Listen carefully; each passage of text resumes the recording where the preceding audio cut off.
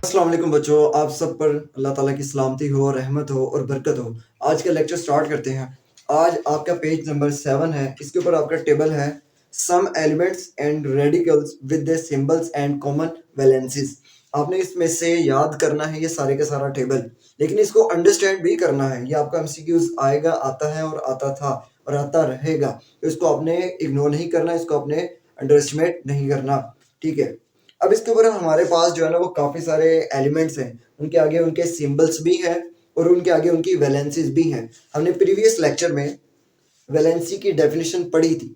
The unique property of an element is called valency. Valency वो चीज़ है जो किसी भी एटम को दूसरे एटम के साथ कंबाइन करने की जो ताकत रखती है, वो होती है वैलेंसी। ठीक है, उसके बाद अब हमारे पास मैंने दो एग्जांपल्स लिखी हैं इसमें कि वैलेंसी चेक कैसे करते हैं, क्योंकि एक बच्चे ने क्वेश्चन किया था कि सर आप तो ये याद करवा रहे हैं कि सोडियम का सिंबल Na है और उसकी वैलेंसी 1 है, लेकिन ये 1 आई कैसे? और जैसा कि कॉपर है Cu, इसकी जो वैलेंसी है वो 1 या 2 कैसे आ गई?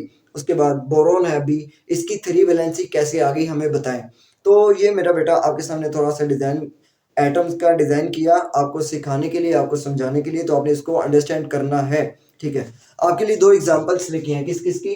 ऑक्सीजन की और नाइट्रोजन की। ठीक है, ऑक्सीजन की पहले मेरा बेटा अगर हम देखें तो ऑक्सीजन का सिंबल होता है O और इसकी वैलेंसी होती है 2। अब हमें कैसे पता कि इसकी वैलेंसी, ऑक्सीजन की वैलेंसी 2 होती है? तो आपको एटम समझना पड़ेगा। जब हम यूनिट नंबर 2 स्टार्ट करेंगे, स्ट्रक्चर ऑफ एटम, तो हम उसमें डिटेल से पढ़ेंगे, लेकिन अभी फर्दर आपको सिर्फ वैलेंसी के लिए आपको सिखा रहा हूँ, आपको समझा रहा हूँ। मेरा बेटा ये देखें, ये एटम ऑफ ऑक्सीजन है। किसका है? Atom of oxygen. ऑक्सीजन के अंदर 8 इलेक्ट्रॉन्स होते हैं। कितने? 8 इलेक्ट्रॉन्स होते हैं और 8 ही प्रोटॉन्स होते हैं। ठीक है, अब इलेक्ट्रॉन्स को हमने इधर रख दिया। एटम के दरमियान में होता है छोटा सा पिद्दा सा न्यूक्लियस और इसके साइड पे ये ऑर्बिट्स हैं और यहाँ पे होते हैं इलेक्ट्रॉन्स।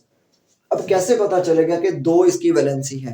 वैलेंसी का मतलब आपने ज़हन में रखना है कंबाइनिंग कैपेसिटी। कंबाइनिंग कैपेसिटी, दूसरे एटम के साथ जुड़ने की जो सलाहियत है, वो वाली कैपेसिटी जो है, वो ताकत। ठीक है, अब न्यूक्लियस के बाद एक छोटा सा शेल होता है ऑर्बिट, इसके अंदर 2 इलेक्ट्रॉन्स होते हैं। उसके बाद जो सेकंड शेल होता है, सेकंड ऑर्बिट, इसको शेल भी कहते हैं, ऑर्बिट भी कहते हैं। इसके अंदर 8 इलेक्ट्रॉन्स होते हैं, मैक्सिमम 8। लेकिन इसमें आप काउंट करें, हमारे पास जो ऑटोमोस्ट शेल है, ऊपर वाला शेल है और ऊपर वाला जो ऑर्बिट है, इसमें कितने इलेक्ट्रॉन्स हैं?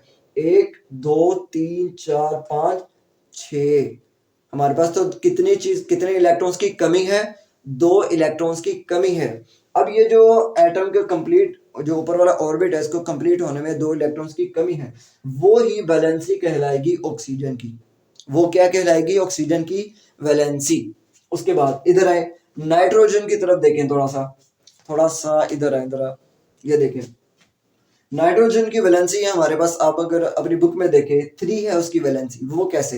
अब ये एटम है नाइट्रोजन का, ये छोटा सा न्यूक्लियस, इसके ऊपर वाला पहला ऑर्बिट, फिर दूसरा ऑर्बिट। पहले ऑर्बिट में हमेशा 2 ही इलेक्ट्रॉन्स होते हैं, उसके बाद दूसरे ऑर्बिट में हमेशा 8 होते हैं। कितने होते हैं? 8। लेकिन अब हमारे पास कितने हैं, इसको जरा अंडरस्टैंड करें। अभी है हमारे पास 1 2 3 4 5, तो बाकी कितनी हमारे पास कमी है? कितने इलेक्ट्रॉन्स की कमी है? 3। 8 में से 5 निकाल दे, बाकी 3। तो जो 3 की कमी है ना, वो है वैलेंसी। वो क्या है? वैलेंसी।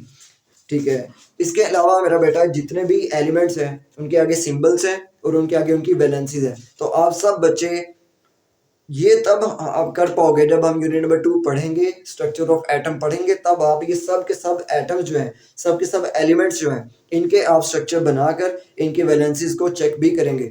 और कुछ वैलेंसीज के ऊपर पावर के ऊपर प्लस लिखा होता है, किसी के ऊपर माइनस में लिखा होता है। वो भी हम जब यूनिट नंबर 2 स्टार्ट करेंगे, यूनिट नंबर 2 पढ़ेंगे, स्ट्रक्चर को डिटेल में पढ़ेंगे, तब हम उसमें पढ़ेंगे। ठीक है, अभी फिलहाल आपको समझाना था वैलेंसी कैसे चेक करते हैं। तो मेरा बेटा ये है मेथड वैलेंसी चेक करने का। आई होप कि आपको समझ आ गई होगी, लेकिन फिर भी अगर किसी बच्चे को नहीं समझ रही, वो लाजमी क्वेश्चन किया करें, पूछा करें कि सर ये कैसे होता है, ये कैसे होता है, ये कैसे हो गया। ठीक है, यही साइंस है, यही आप इधर करने आए हो, अंडरस्टैंड करने आए हो। तो आई होप कि आप इसको अंडरस्टैंड करोगे, समझोगे, पढ़ोगे।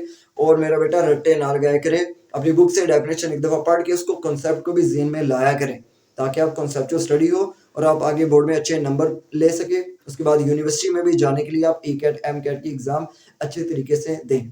अभी के लिए अल्लाह हाफिज़।